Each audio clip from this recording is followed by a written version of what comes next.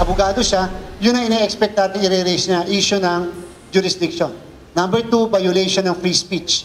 Walang jurisdiksyon ang Commission on Elections sa mga pahayag laban sa mga single mother o female solo parents. Ito ang isa sa punto ni Attorney Christian Sia sa show cause order ng COMELEC. Ayon kay Sia, ang Resolution number 11116 na patungkol sa anti-discrimination ay upang ipatupad ang Magna Carta for Women at Safe Spaces Act. Ito ay malinaw na labas umano sa sakop ng komisyon.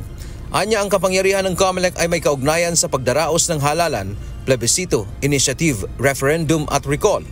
Sagot naman ni Chairman George Erwin Garcia, handa silang sagutin kahit makarating pa sa Supreme Court ang issue. Binigyang diin ng COMELEC ginawa ang nasabing paglabag sa panahon ng halalan, kaya mayroon silang jurisdiksyon o kapangyarihan dito. Kung wala palang jurisdiction ng COMELEC laban sa mga kandidato, sino ang meron? Kung ang kandidato ang pag-uusapan. So hindi ba pagka ang isang kandidato may na-commit na election offense, may posibilidad na election offense na yan dahil kandidato ka, at the same time paglabag pa sa revised penal code dahil ordinaryong Pilipino ka. Dagdag pa ng COMELEC, dahil panahon ngayon ng halalan, mas mabigat ang kahaharapin ng isang violator. Bukod sa posibleng paglabag sa ibang batas, ay election offense pa kapag kandidato.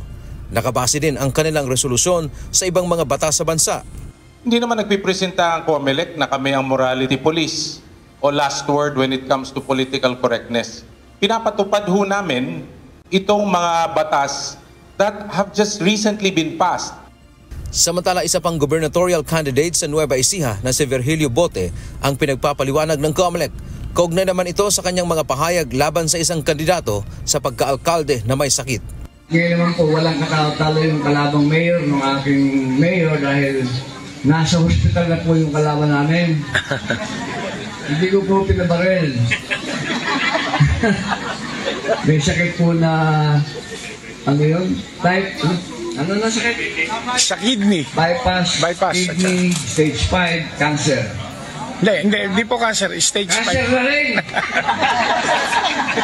Kaya hindi na po makapangampanya, kaya kami po ay nakaluwag. Tiniyak ng COMELEC hindi nila palulusutin lahat ng foul language o mga salita na hindi nararapat ngayong panahon ng halalan. Dante Amento, UNTV, News and Rescue. Diyos ang aming sandigan, serbisyo publiko ang aming pinahahalagahan.